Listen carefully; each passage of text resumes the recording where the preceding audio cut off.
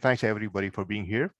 I hope you all enjoyed, and as you've told me, you have enjoyed the talk that Corey Levin gave us last week. So this is a follow-up meeting, and we have put two items for discussion. The first one is what can the Toronto branch do together with civil society within our reach to support the Afghan people in their time of need. For example, the education of girls and women. Two, how do we, the Toronto branch, together with civil society within our reach, ensure that Canada never ever participates in a misadventure like Afghanistan anywhere in the world from now on, and acts to stop other nations from such misadventures. Now, before we go, does anybody have any other thoughts or items they would like to add?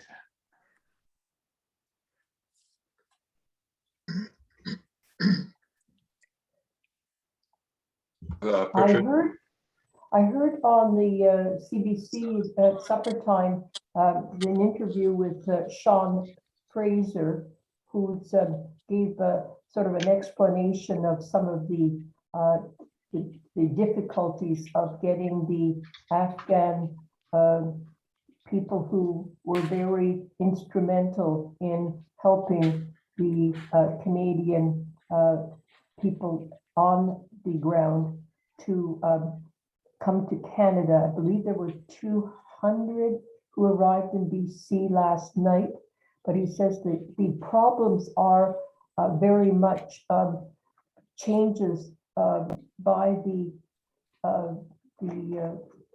Taliban to allow these people to leave their country to go somewhere else. So I think it's very problematic. So while we can criticize Canada's slowness in getting people out of Afghanistan and safely into Canada is more problematic than we perhaps can appreciate. So that's a good point. Yeah, I think everyone was really surprised the country fell so quickly. So I think everyone was sort of unprepared for such a quick takeover. I think most of us here had an illusion of what was going on in Afghanistan. And I think Corey did mention it. There was a lot of corruption that's going on, that went on in Afghanistan. We have heard of stories where there were supposedly people in the Afghan army that were just names on paper, and there were people, getting money out of the United States. So there was a lot of corruption there. We had a picture of that was not representative of what was on the ground in Afghanistan. The soldiers, for example, I'm told, did not have boots to march, and so the question, as Corey did mention, was if you don't have the very basics, in an army, how are you going to fight? So I think hindsight is 2020, and we should be on the watch out for things like that. I was in Saudi Arabia during the Gulf War, and I could see how much of money that the U.S. Army spent was actually misused, if you will. A lot of people took advantage of what the money the U.S. Army was spending. Prices were inflated to a ridiculous extent.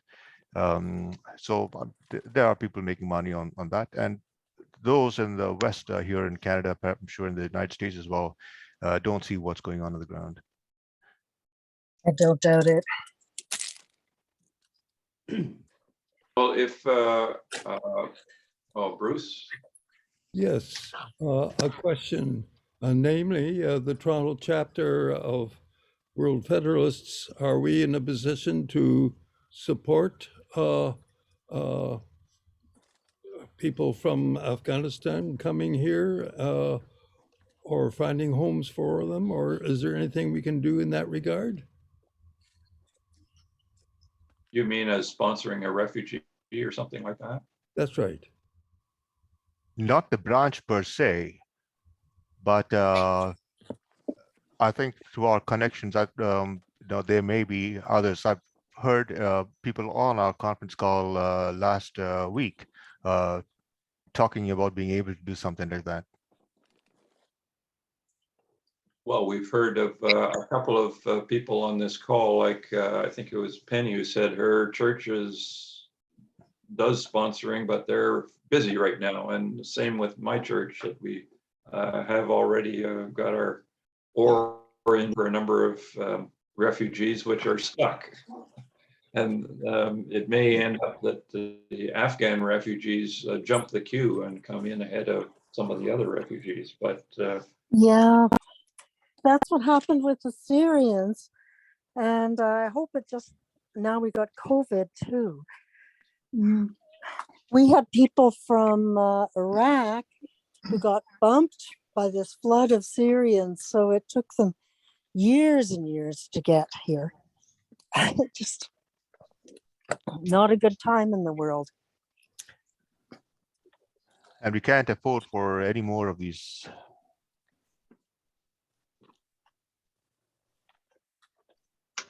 well, it sounds like there's an issue though that Patricia mentioned, that she'd heard the Minister of Immigration say the Taliban aren't allowing people to leave. Well, yeah, wasn't that the problem right at the very beginning, and why so many people were climbing onto airplanes and things like that to try to get out? Nobody expected they were going to be able to leave, but is there something that we can get the Canadian government to say or do? Little old us, a group of a few people in the World Federalist Movement, might not have much impact on the Taliban, but can the Canadian government work some levers with the UN or somebody or other to encourage the Taliban to open the borders?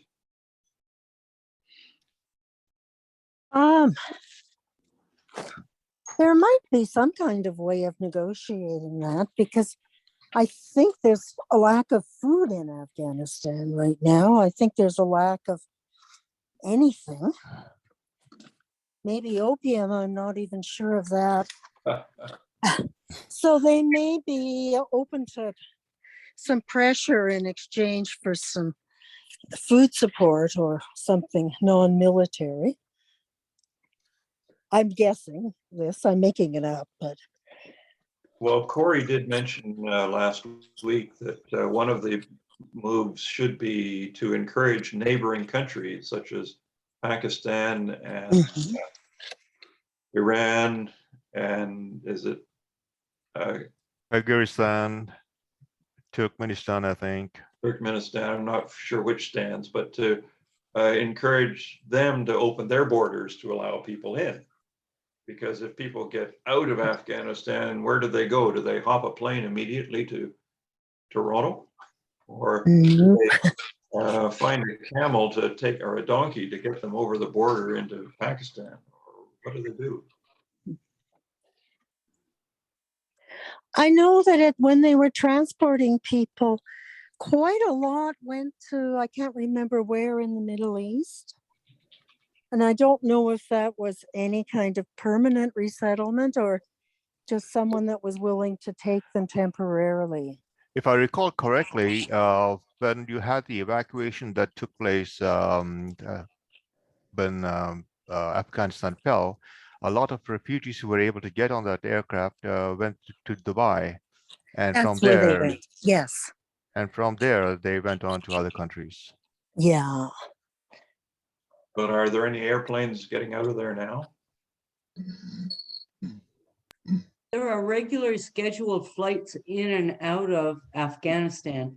It's a question of whether, number one, it's safe to get to the airport, and number two, if they have travel documents to go to another country. Exactly. You can't just arrive because you have the money to buy the ticket. You have to have passports and visas and things of that nature. It's for many people, it's unsafe to even travel to the airport. I think the suggestion that someone has made here is that they must, Canada must speak with the neighboring countries, and the minister did say they're doing that on his, as it happens, interview tonight. But they must be very firm with places like Pakistan to ensure that there are safe passages for them, and that the gates won't be closed in their face. And there is one area that's almost a no man's land, and that the Taliban in effect control. So anyone who's trying to cross there runs the risk of being killed and most certainly turned back. So I think the Canadian government must work with the neighboring countries to get safe passage out, to negotiate with the Taliban. Pakistan, Pakistan is very active there, and they can certainly have influence on the Taliban. And Canada, I believe, already provides through the United Nations a considerable amount of support for the Pakistan government to assist them managing things. What we need is people in Pakistan and elsewhere to make referrals to Canada so people can get here. The only people who have been getting out, apart from some of the soldiers, are those who have been rescued by the two referral agencies. And they only rescue their human rights defenders. That's their mission in life. They've been engaged by the government of Canada. And we need more people on the ground in the receiving countries. We need them to talk to Pakistan, and the like must talk to the Taliban and let more people out. Certainly the suggestion about the influence of humanitarian aid, I think, is very important. So I think there are a number of things that the government can do more effectively in working with neighboring countries and in helping ourselves by getting more referral agencies. UNHCR didn't even refer any people who were in Pakistan to Canada, and that's essentially their job. But they weren't engaged to do it there.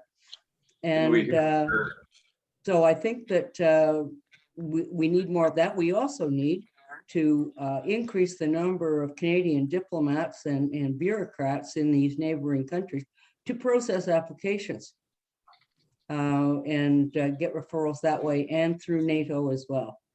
Anyway, that's it for me. Thank you. Excellent. Talking about the neighboring countries, Pakistan, for example, just as an example, already has 4.2 million refugees, Afghan refugees, Wow. and they balk at the idea of getting any more unless there is a process that people can move on from there. And as Fran was saying, and I agree with her 100%, they need, the Canadian embassy need personnel. So if there are any referrals to the Canadian embassy, they can process it. Right now, getting an ordinary visa from Canadian embassy in Pakistan, I know is like pulling teeth. It's very, very difficult. So I don't know the situation with the refugees, but I know one thing is that there are not enough personnel to deal with any referrals made to the Canadian embassies and consulates. The other thing is that it would be very unusual for Canada to accept anyone that they haven't interviewed.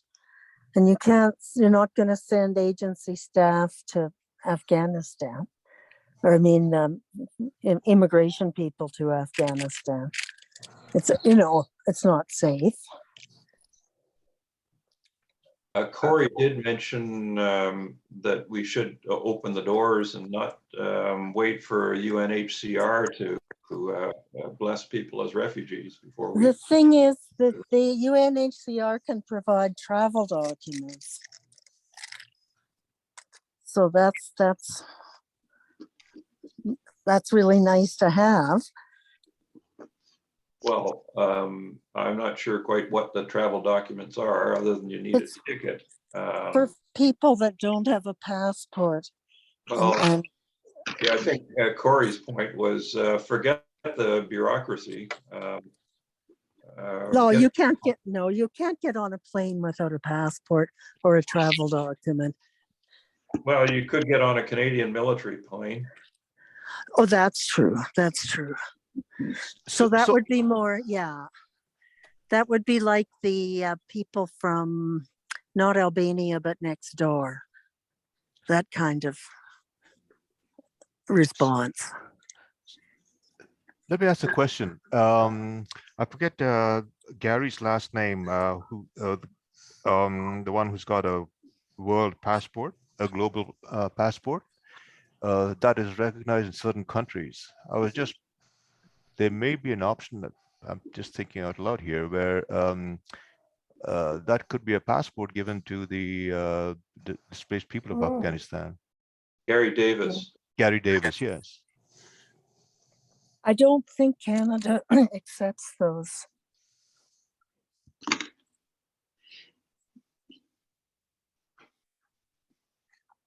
So perhaps one of the things we can,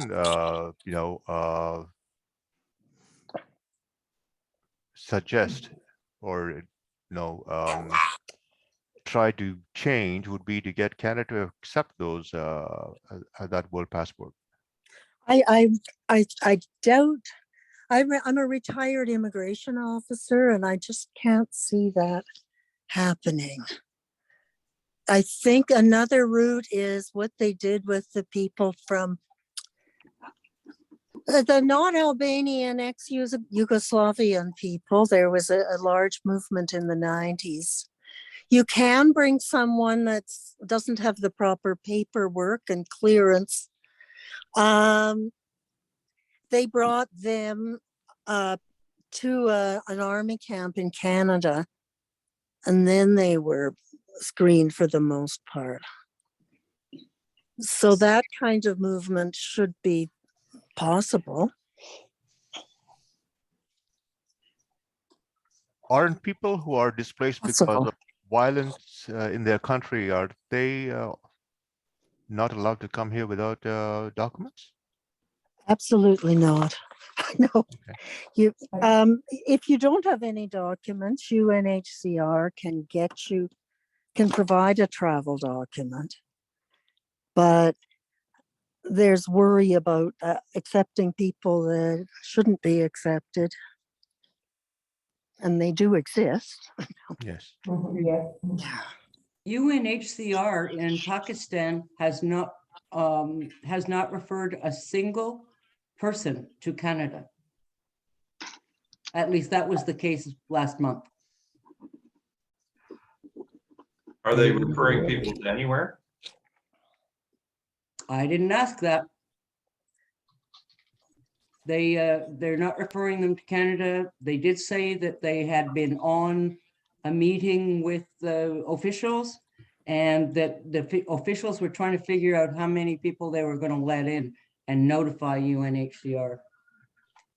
Well, it might be rather difficult for us to understand all the ins and outs of exactly where things are at, but we could maybe make representations as WFMC, World Federalists, to the government to expedite direct transfer to military bases here in Canada for processing or something like that. Go ahead, Patricia. I was going to say, would this be a topic that we could present to Erica, our administrator at the national office, asking that something be written up for take action, so that we could have some kind of a reference letter for which we could adapt it and send to our members of parliament to say these are the concerns we have and what action are you taking as the government, the current government, to expedite and overcome some of the obstacles that are preventing these Afghan people from being able to come to Canada.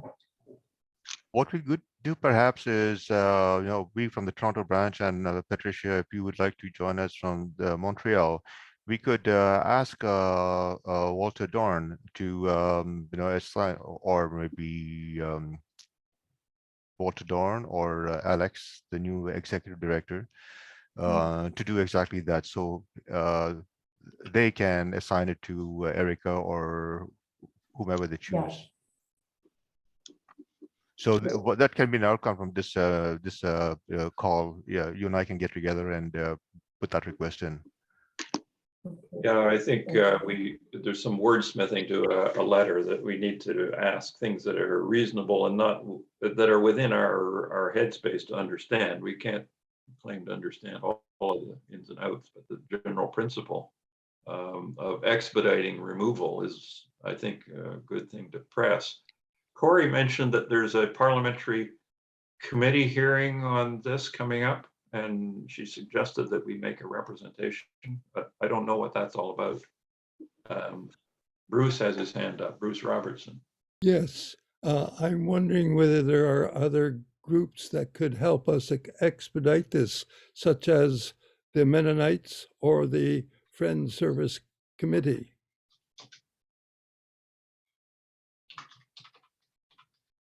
Do we have any connections with them? I have a connection with the Canadian Friends Service Committee. The Canadian Defense Service Committee, is it? Canadian Friends Service. Friends. Yes, the Quakers. They're Quakers, right? Yes. Their office is downtown Toronto. Because they're sponsoring agencies, or not agencies, what there's a special name for this. Churches are, United Churches are too.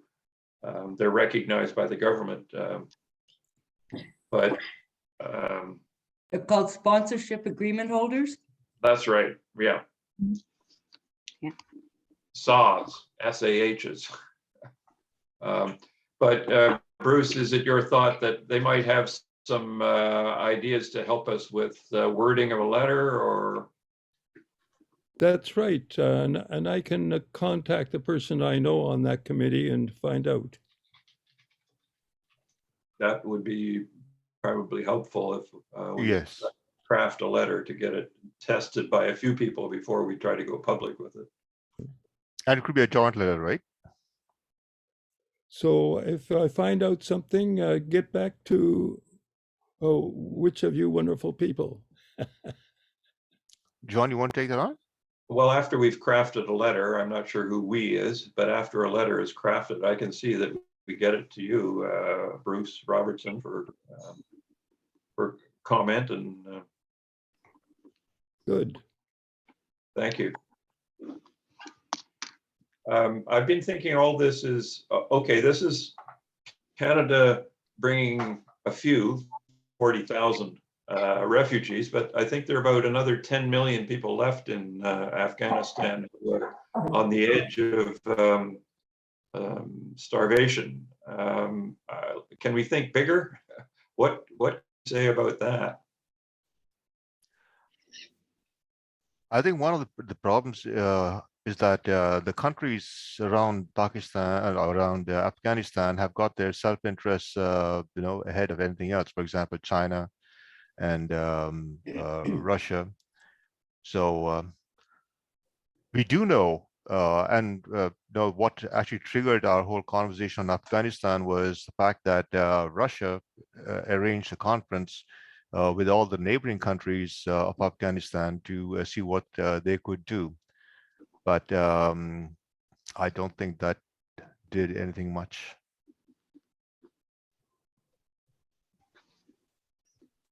The problem is that the world's countries are all divided.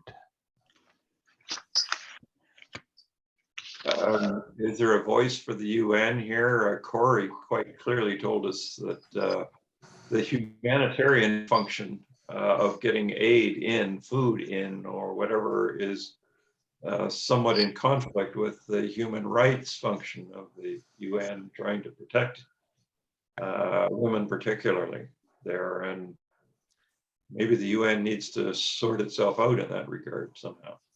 There's got to be, I think, because the Taliban have got absolute control over the country,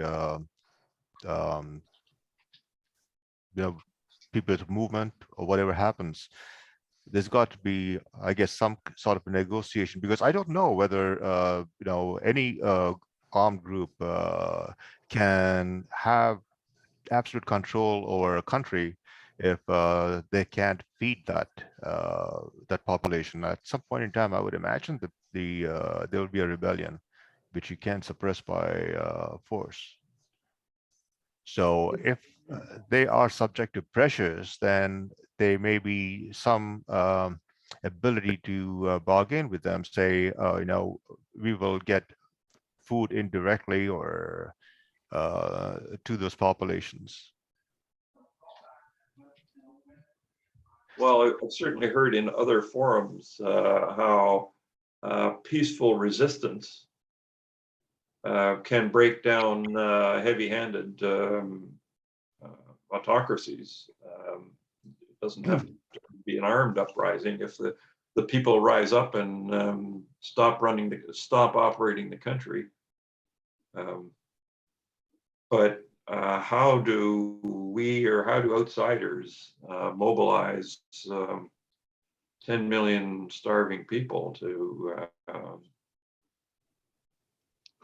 well, as Corey mentioned, they're doing kind of out of the box thinking and writing posters on the wall at night in objection to policies of the Taliban, but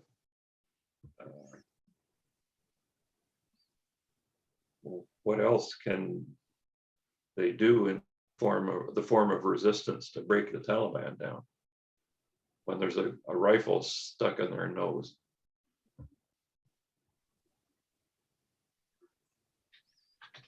Education, is that something that we can again bargain with the Taliban, getting women to be educated? Because I think one way out of it is to get people educated, especially women. And I say especially women because typically the mother spends more time, especially in those countries, bringing up their children. And the more educated the mother is, the better chances are that the child will be brought up with less of those the thinking that's predominant in that country. As a long-term solution, Corey did give us some hope that the country is different than it was 20 years ago because there's now an educated youth. But whether there's nothing we can do to support that I can think of. Well, in fact, there are many Canadian NGOs still functioning in Afghanistan and providing education. And universities are open. Now, whether they're teaching what you might consider to be not a broad liberal approach, but if you wanted to support organizations such as Canadian Women for Afghan Women, they are still running schools. I'm sure the Canadian government will be continuing to provide funding to NGOs to do that work, as long as they're not in contravention of the law. And so I think, yes, there are ways to support education. I think that picks up on a theme that Corey mentioned, that the government should find ways to fund non-Taliban resources directly in the country. Exactly. So is there, Okay. so is there something that we can do to communicate with our membership, for example, and suggest what members can do to support the group? Well, that's like the earlier suggestion that we put in the national newsletter that goes out, or take action item that goes out every couple of weeks. We could have a set of suggestions of what could be done, and a draft, for example, draft letters like we talked of earlier, that we might have, all our members send to MPs and ministers and whatever. So who just spoke? I missed the name. The person who spoke, who's knowledgeable about the, this particular area. Education, Yes. Patricia, I think Was it Patricia? wasn't it? No, No, I don't think it was Patricia. maybe it was Penny. It was Penny. I'm trying to make some notes here as we go. I was just going to say that, do you remember Flora McDonald, who was very instrumental with the World Feds? I forget whether she was our national president, but she set up several schools for girls in Afghanistan several years ago, and I don't know whether they are still functioning. So that would be an interesting research to see whether these schools set up by her still exist. Was it Francis who had mentioned these NGOs in Yes, Afghanistan? yes. Well, as I mentioned, there are a number of schools operating. The one that has received a great deal of coverage recently is one that was set up by a gentleman by the name of Aldred from Canada. And it's a very large school in Kandahar, and it's still functioning. The government of Afghanistan has no money. They aren't providing any services to their people, except for soldiers. And, public servants haven't been paid. Their economy's in free fall. It's taken them 6 months to get to the state that Syria took 5 years to achieve in its economic collapse. And so if you want to keep schools going, support non-governmental organizations who are providing education there now. There are private universities operating that are not under the control of the Taliban government. And so you can support them as we do. So that's an action item that we could take, I think. Well, I think, yes, certainly encouraging the government of Canada, and you can take it on as your own project, to provide support to these organizations that are providing education to all students. Would The you be able issue to- is that there's no high school officially allowed. So girls can't go to high school. They can go to elementary school, middle school, and university, but they can't go to high school. But how do they get to university if they don't get through high school? That's a really good question. Hallie, sorry. Yes, I was just going to say that Gaharshed University, where we have given scholarships until this last year, is open. The challenge is that many of the students are not attending because of insecurity. But Dr. Samar, who founded the school, is very keen that we know that they need money now for the girls to come. But whatever happens, we do know that many women have been educated, and once they're educated, you're not going to be able to take that education away. So down the road, there is going to be a pushback. But right now, they are just striving to survive. And I just wanted to mention there are two kinds of refugees there. And we've dealt with both kinds. The one is the mother, or the woman who was the head of our empowerment center at the university. It has a child who's 6 months old and a little girl and a mother. And she is in hiding because of her being a great defender of women's rights, but she cannot risk leaving her house. She is in hiding in Kabul, and there's just no way she can get out. She is depending on some sort of evacuation because she knows that if she even risked it to get to another country, and Pakistan is everyone is going to, we can understand how Pakistan is just absolutely flooded, but she can't risk even going there if she could even get in, because she doesn't know how long she would have to stay there before some other country would take her in as a refugee. And she has no way of living. And they may also deport her back. So there is a real issue for those people who just simply cannot get out of their country. I'm just wondering, Hallie and Francis, would you be okay with working with us to put together, take action item for the World Press Movement? Well, I thank you very much for asking. And it's very nice of you to include us this evening, because I'm so personally interested. I'm not quite sure what else I can take on, but I'm certainly happy to talk. Okay, so I just want to do something concrete. Mhm. Right. So maybe after this, we between John and me will put together the items, concrete steps that we can take as a Toronto branch, either by ourselves or including our national and other branches. And for this particular item, perhaps we could set up a separate conference call with you. I don't know whether Francis would be wanting to join us as well, so we can put some structure into moving this forward. I would certainly be happy to discuss it further with you. I don't have your email, but you have mine, so feel free to write. Sure.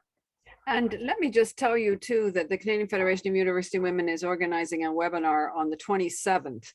And I'm sure that if anyone is interested in attending, we would welcome you. But we're hoping to get some ideas out of that webinar as what our national federation can do. And we are also linked to an international federation. So we have really quite an extensive network. And I think this is how we can't do a lot on our own, but building together and joining with other groups, we're more apt to get our voices heard. So we could keep in touch with maybe coordinating whatever the major points are that we're trying to make with our government. I love to hear that, because there are so many groups around who see the problems of the world that often come down to lousy global governance that caused the problem or isn't fixing it. And improving global governance is the World Federalist main mission. So if we could just get all the other organizations that have issues to mention global governance as the root of the all ill, and we might get some attention to the core problem here. And if I can get some information, who do I send it to? You could send it to the email address that sent you the notice of this meeting, and it'll come to me. Okay, thank you. Info at wfmc-toronto.org. Patricia has her hand up. I was wondering about Cooperation Canada. Is that an organization where we might try to find some helpful information or directions to take? They were very much involved at one point with I think the World Federalist National Movement. And I just wonder, that's another organization. There are so many, but might they have something to provide for us as a guideline or suggestions as to how we as an organization could proceed in this particular area of the Afghan refugees and those who are trying to arrive at safe countries such as Canada. Patricia, I think maybe you and I have been on national board meetings discussing the role of Cooperation Canada, right? Yes, yes, As I understand it, that's an organization basically to coordinate NGOs so they can cooperate. They wouldn't, I don't think would themselves speak to Afghan situation, but they might know, be able to link us to other Afghan supporting organizations. okay, thank you. So maybe we should pursue them.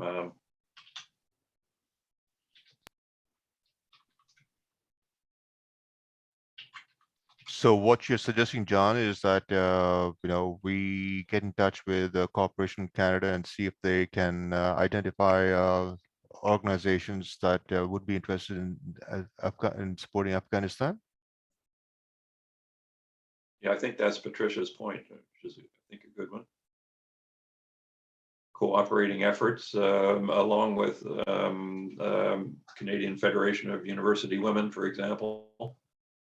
Patricia, I think you're muted. That's good.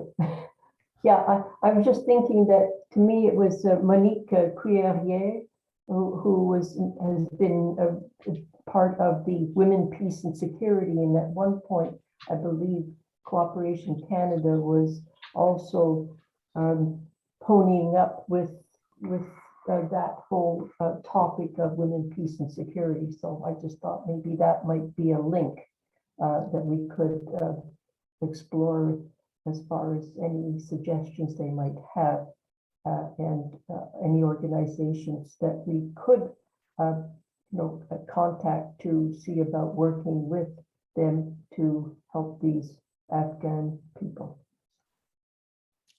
I could send a note to Monique asking her to, if she could provide us with that list and contacts within those groups that we could work with.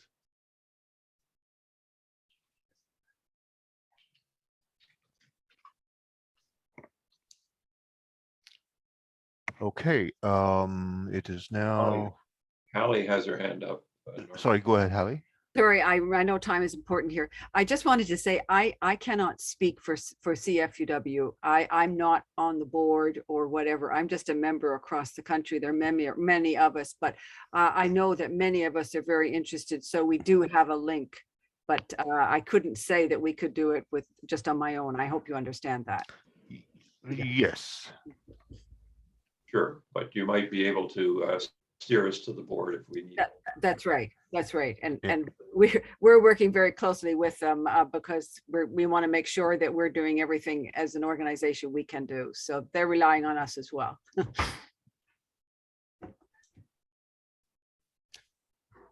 Okay.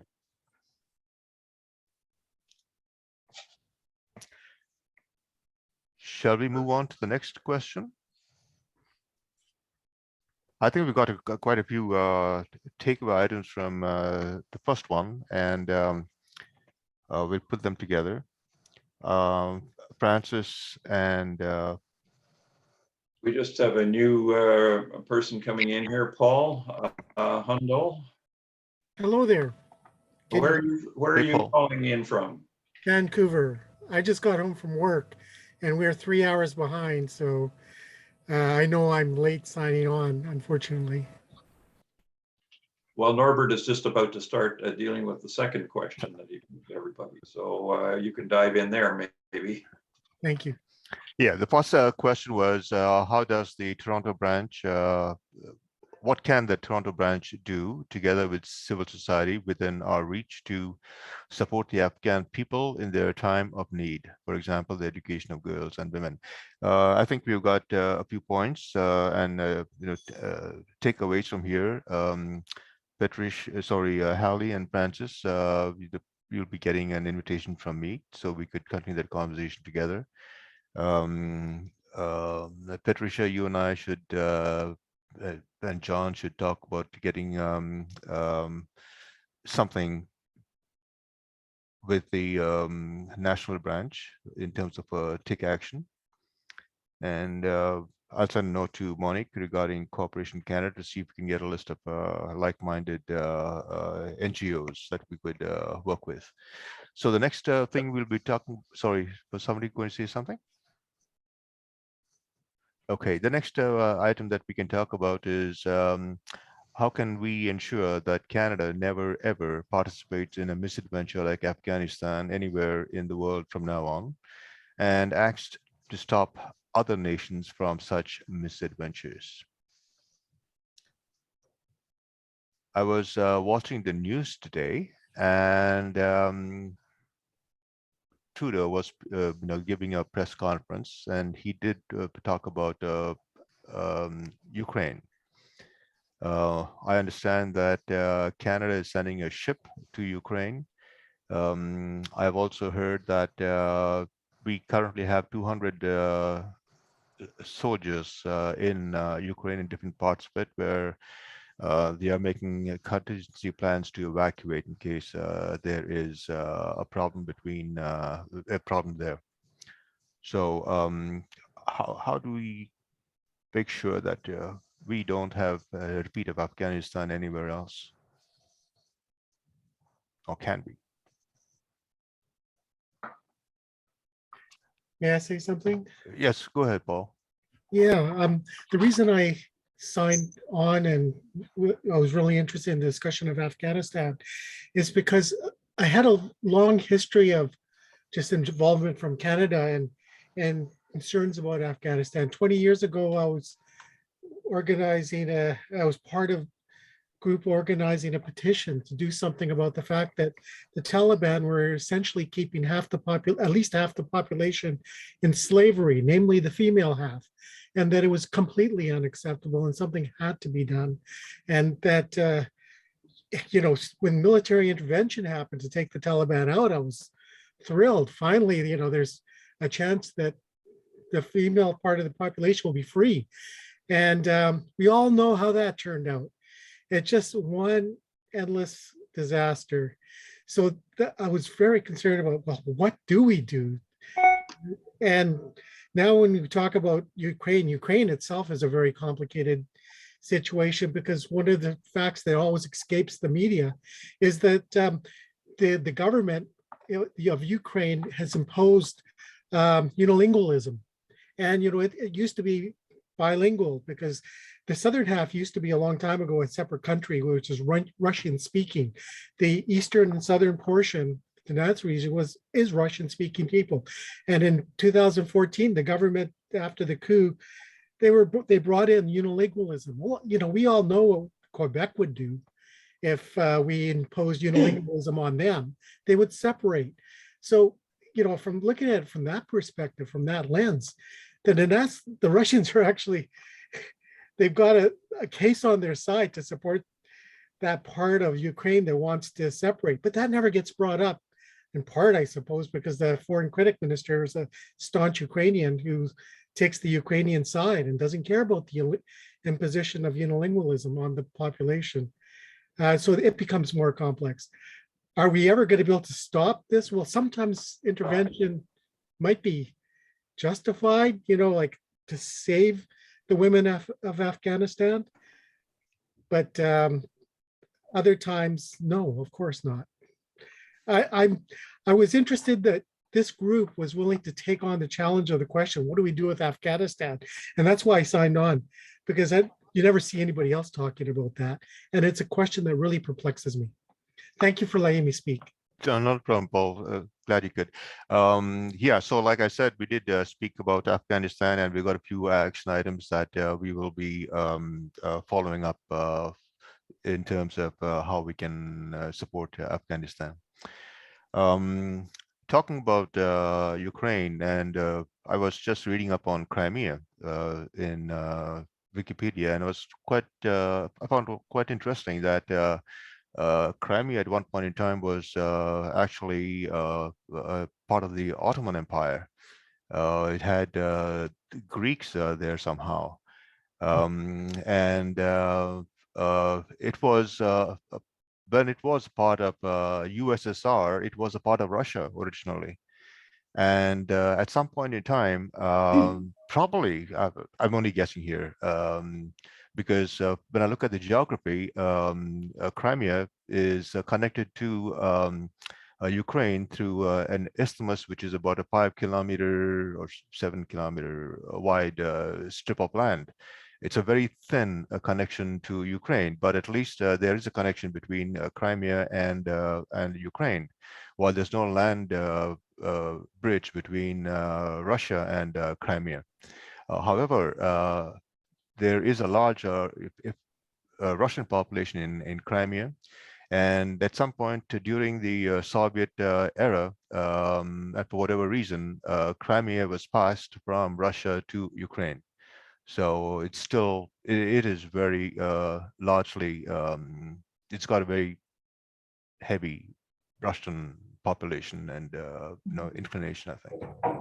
That's why Russia wants them back.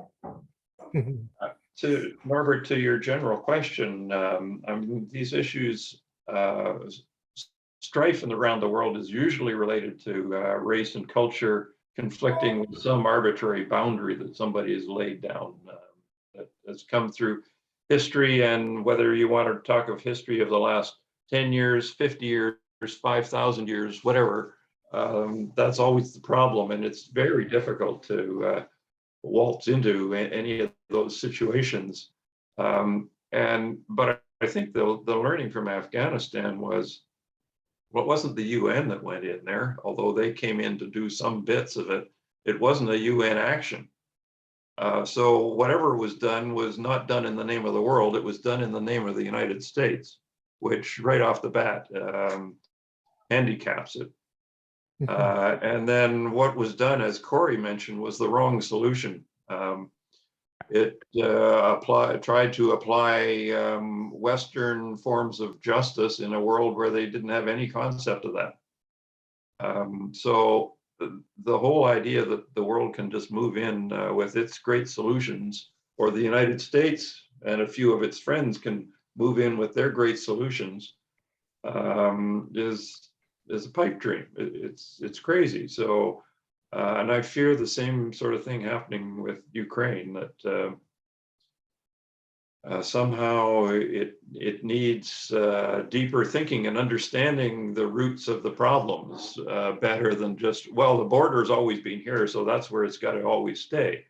And it's not just as simple as that. And the solution is multifaceted, and it's not a matter of who's got guns. It's a matter of where are the people at on all this? And it's complicated. And a couple of countries are NATO, or a few members of NATO aren't going to solve it. They're just going to get in there and make another mess.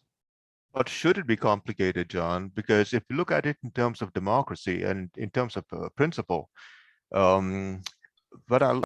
we see that areas such as Crimea or Kashmir, for example, they are like footballs that other countries go around kicking. The case of Russia, the US, and the allies.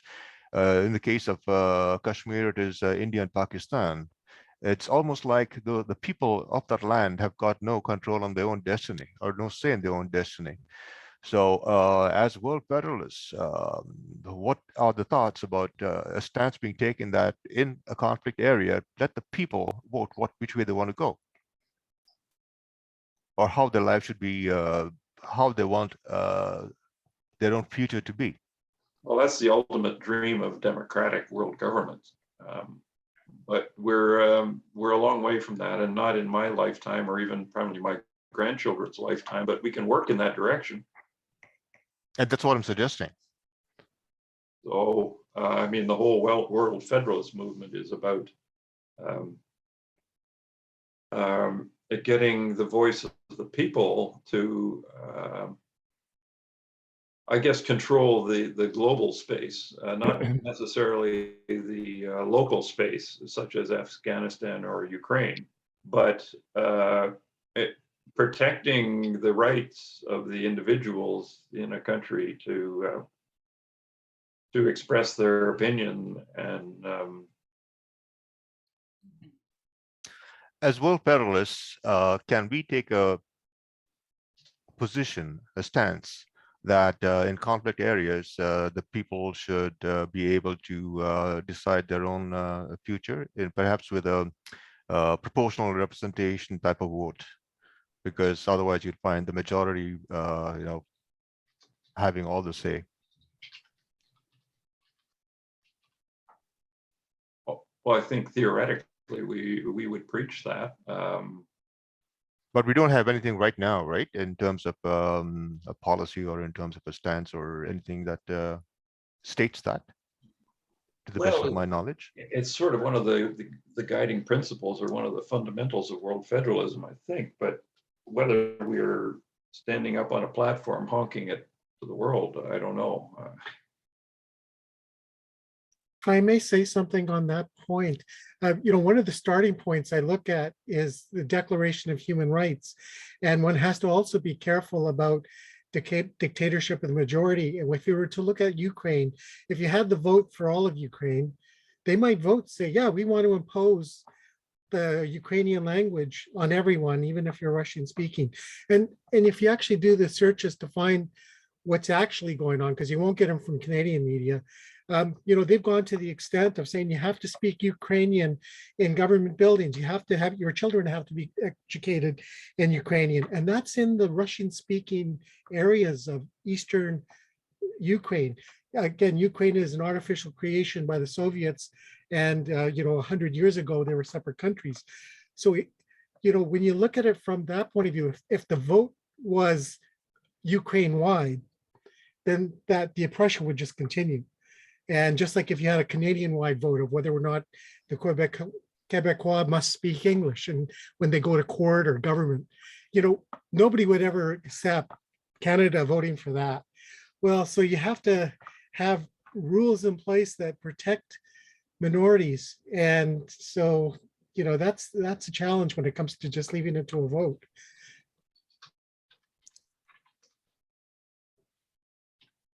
Yeah, Right. and go ahead, John. Oh, I was just agreeing with Paul. Yeah, and that's what I was trying to get to, that we don't have anything that addresses that situation, like the Kashmiris not being able to vote for themselves. They are basically dominated by what the big Indian population choose. So having a position that says that local representation is important. So I don't know exactly what words we'd put in there, how we'd word it, but something like that defines a stance that says that everybody has got the right to their own piece of to their own future. And if you look into the Declaration of Human Rights, you'll see language like that, that there is the protections in there. And that's why it's almost like a constitutional starting point, and that's where women's rights are protected and other people's. And it's worldwide, it's the UN Declaration of Human Rights. But that leads to a problem in places like Afghanistan, where you can say, if you have a culture that oppresses women, it will never be consistent with the Declaration of Human Rights.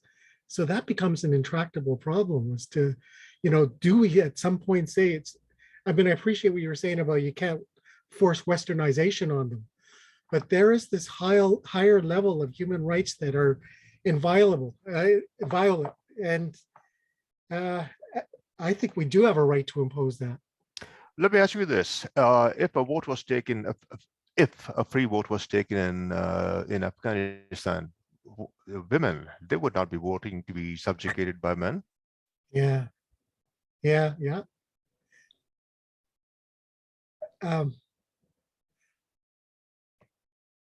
That would be a good thing to push for. You're right.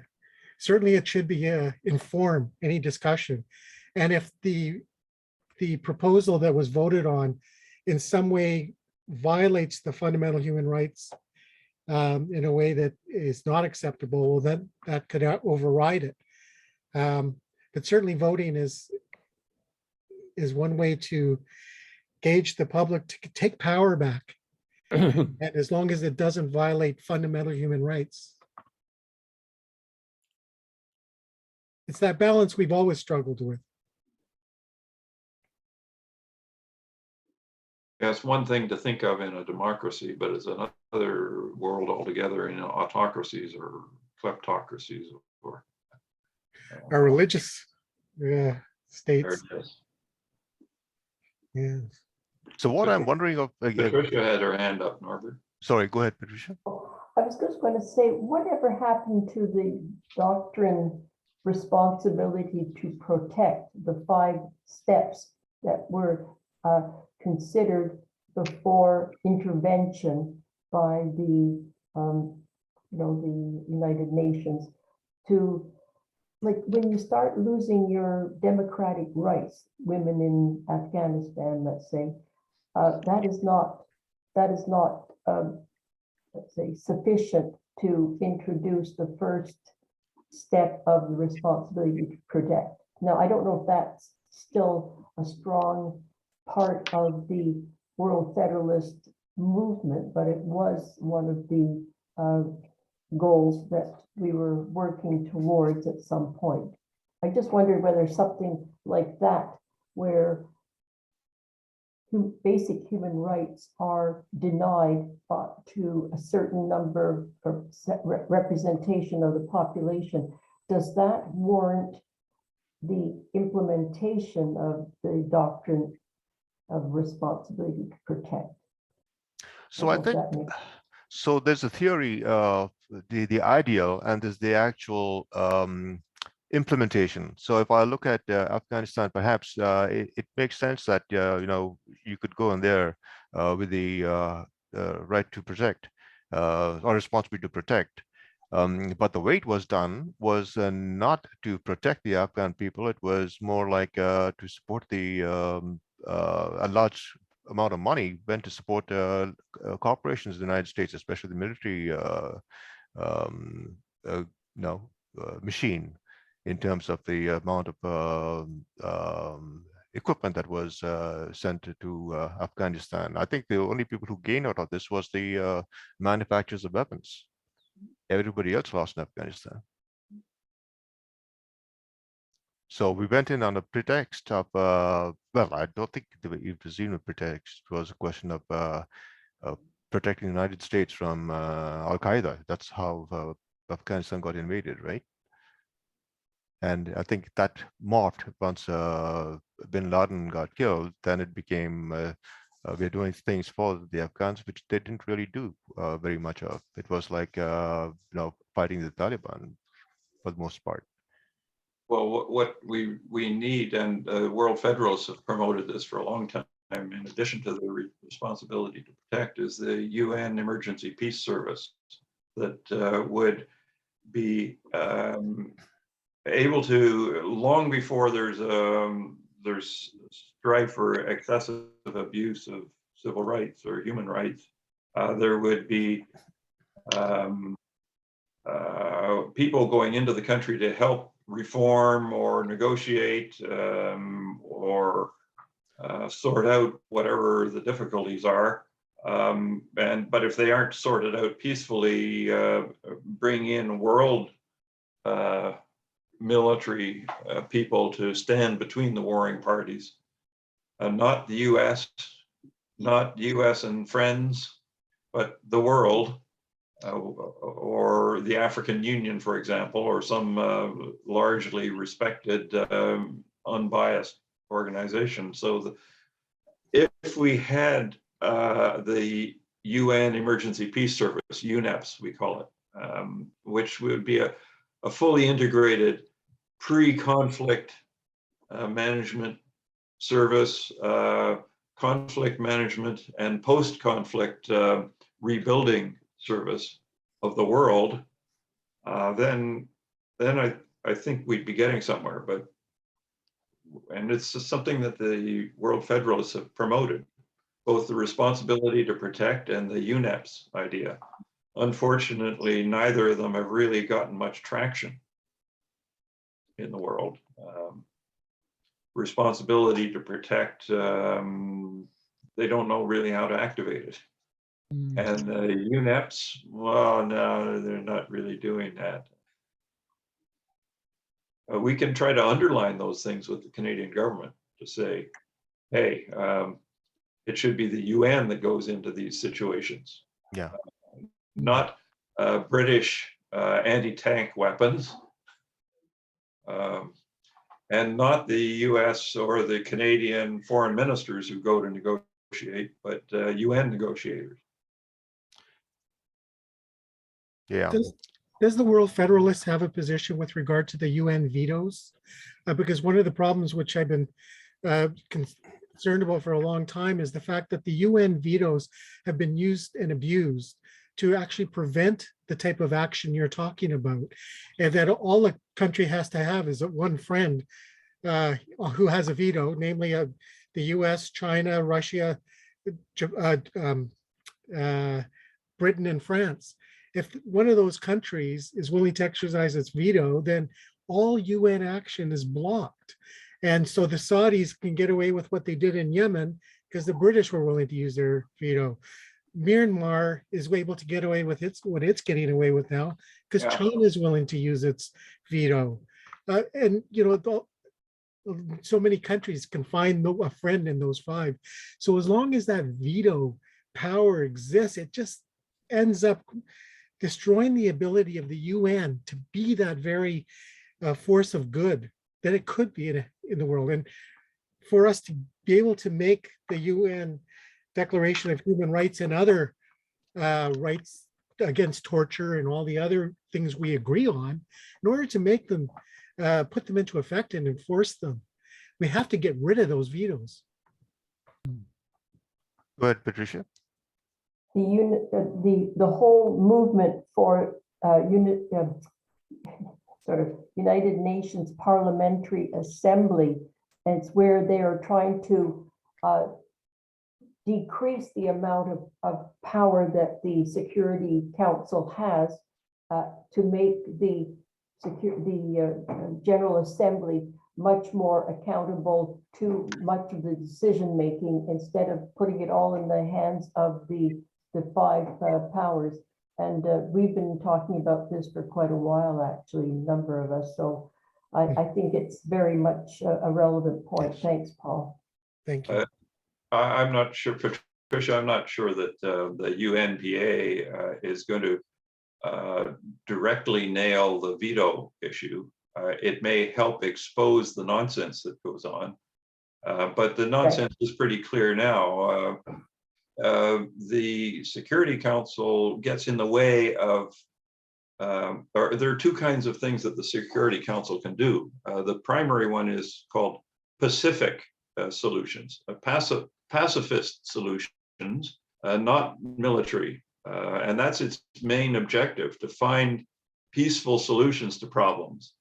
And the UN Charter says that a party to a dispute cannot vote in the Security Council on pacifist measures. However, the practice over the last 75 years has been to, let them veto it. And that seems to come down to the president of the Security Council is elected every year from some poobah diplomats who've earned their way up the ladder, and they don't want to rock the boat. So, okay, if Big Daddy who put me here wants to veto, I guess I better let it be vetoed. But I've seen in some of the meeting reports or documents on some of the decisions of the Security Council, arguments back in the 1950s about whether France or Russia or whoever could even vote on a particular matter that they were a party to. And so it comes down to both the processes within the UN, whether they're following the Charter, which had some good ideas, but if you're not following them, they're no good. And the other thing is that I've lost it, forget it. There are lots of good ideals in the UN Charter, but if you don't follow it, it's pointless. Yeah. I think that even UNPA could help shine the light on that kind of problem. Yeah. I just recall one thing that happened few years ago, there was a convention in Montreal. It was the uh, World Social Forum. They had something in That's right. Yes. Montreal, Yeah, and that's when we awarded the Murray Sinclair received our Peace Award at that time. yes, and something happened there that really struck me. This was the time before the elections in the United States, and there somebody who was the leader of the Green Party in the United States was supposed to give a talk to as part of that forum, and Greens from all around were there, and for whatever reason the leader of the Green Party of the United States didn't make it. There was an impromptu conversation that was going on, and there was a large contingent of people from the United States there that meeting. I think more of U.S. than Canadians, and they made a statement that was interesting. That said, the United States president is the lead of the world. And so the point I said was this: great. I said the president of the United States is the leader of the world, so he should be elected by all the people of the world. And they didn't quite like that suggestion. So Didn't hear that one. yeah, so the people of the United States don't want to lose their position as the number one position in the world, I would imagine. And as long as I the other have to governments leave. go along with the United States, that will be the state we're going to have for a long time.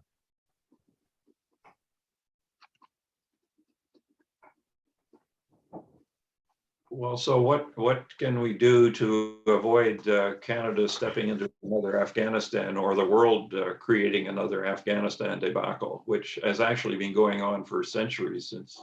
I mean, it was the Britain, and then Russia, and then the U.S. and friends. You know what? Lots of people have screwed it up, but what can we say? Should we just be saying things like fix the UN and follow the UN rules, and put in Reform the United Nations. reform the United Nations? Well, there's a movement now at the 75th anniversary to try to do some reform, but it isn't even talking about Security Council vetoes. Bad.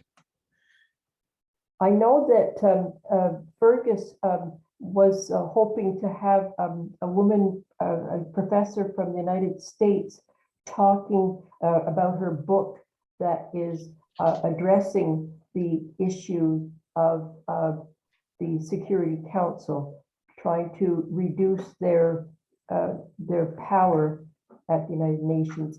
And I think her first name was Jennifer, but this was about 2 years ago now. We were thinking of having some kind of a Zoom meeting with her. It never materialized thanks to COVID, but I'm wondering if that might be somebody who could give us more information. And I don't know whether Fergus would be able to provide you, John or Norbert, with her coordinates. So I don't know whether the book was actually released. That's thanks, Patricia, for that. Perhaps I'll get that name from Fergus, and we could have her as one of our guest speakers to a future event. I think that would be terrific. Maybe Patricia can dig it out of Fergus for us.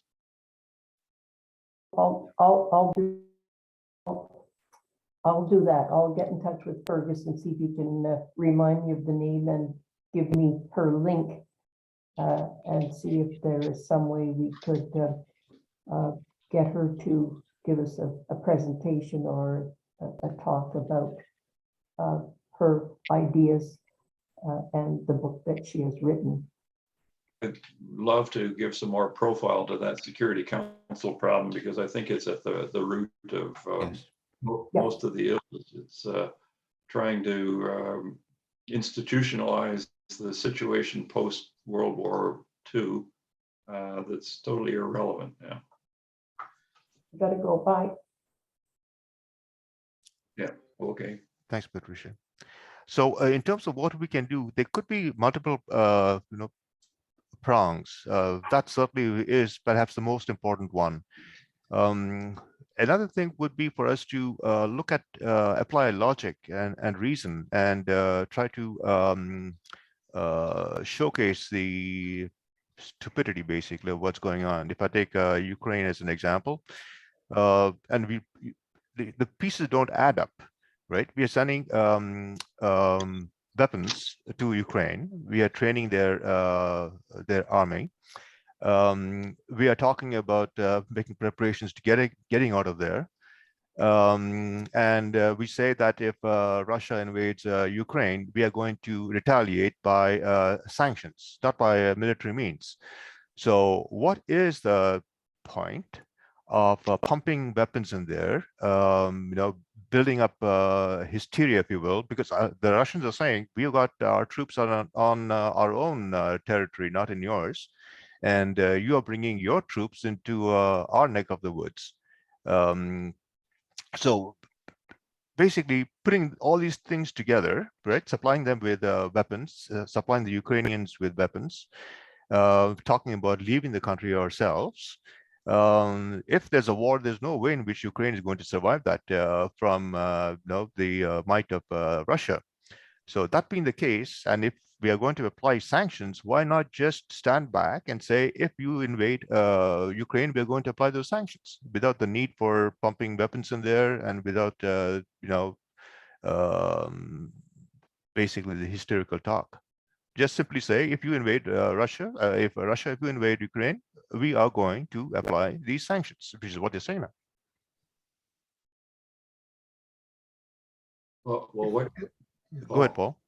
Yeah, it seems that we might have you might have a lot of more impact by highlighting the underlying conflict there with regard to the bilingual versus unilingual.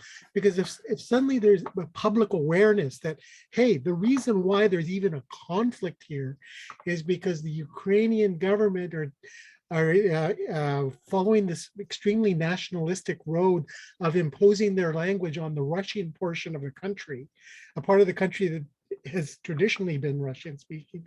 And we need diplomats like the Lester Pearson type to go in there and fix that problem rather than throwing weapons at it. The military industrial complex loves these conflicts to be just a big war zone. And we need diplomats to go in there. What is the underlying conflict here? Well, it's this, the Ukrainians are trying to impose or take away all these rights of the Russian people to speak their own language. I think the public generally, who don't even know that, might say, yeah, right. Well, why are we supporting Ukraine when they're trying to do that? We're now on the side of the bad guys and imposing this hardcore nationalistic view on a minority there. Then anyway. I like it. The problem is, not it's a problem, but there are many situations like this around the world that need the light shone on, as Norbert put it, the illogic of the situation. And Norbert, the branch board had talked in the past of having debates where we have put up a couple of different people representing different sides of the story to get them to lay out the story, not to necessarily resolve anything as much as to hear both sides of the case, or to fully expose the situation to help the Canadian public understand. Now, just little old us, we have a Zoom that attracts maybe as many as 100 people if we were lucky. But maybe we can make it a mission that if we're not sure what our program might have to be next month or 2 months from now, then we just have a debate about Ukraine or Myanmar or Ethiopia, or and find a couple of experts at the university or wherever, bring them in by Zoom to help illuminate the situation with facts, not rhetoric. I really enjoyed the speaker you had on Afghanistan. She had so much experience, and that's a perfect example of you doing that. It was nice. Last week, wasn't it? Yes, it was Yeah. exactly last week, last Wednesday. Right. Yeah, sort of heading in that direction of illuminate the situation, Mhm. but maybe from the point of view of a couple of different opinions on the matter. I like that idea of the debate, John. I think you and I can explore that. When I did word searches, like Google searches, looking for stories on Ukraine, specifically from the point of view of the bilingual, unilingual issue, I found some very interesting stories in Al Jazeera and other reliable journalists who told some pretty touching stories about the impact on people's lives when they're forced to not be able to speak their own language, to deal with government, and their kids being educated in Ukrainian when they're brought up Russian. They're out there. Those stories are out there. They're not. They just have to be found. It's interesting how little there is in our press on events that are happening in other parts of the world. Yeah. Like having listened to the press conference with Trudeau this morning, I went on to the various news web pages. BBC spoke about it, but when I looked at CNN, there was not one word of it. Right? They spoke about Biden talking about his, his 1 year and succeeding with COVID and all that stuff, but not the fact that Anthony Blinken has gone to the Ukraine to talk with them, and he's going to have a conversation with the United States and all that stuff. Not in CNN. And I'm like, on the one hand, the president is saying, from what I heard from other places, other news outlets, Biden is saying that he's expecting Russia to invade Ukraine. And you go to a big, news outlet like CNN, there's not one mention of it. So, Right. Yeah, See- so we can try to bring some light on international affairs, but we're just little old us. We need to somehow network, maybe through Cooperation Canada with other organizations, yes. as we were talking earlier. And that's sort of one of my hobby horses too. Offering these webinars is a good way of doing it. It attracted me. It brought me to your table, and so you will attract people if you can get the message out. I think I saw this referred to I'm with the Green Party, and it was on the Facebook. A notice of this last Yes, week. Canadian support of the Green Party. Yeah. Yeah, we tried to find Norbert, I think, found the link to the Green Party for that. Right. Well, that's how you found me. I'm glad to know that is a good place for me to post. It is. A lot of people are concerned about social justice and would respect the world federalist goal of having that kind of world government to defend social justice all around the world.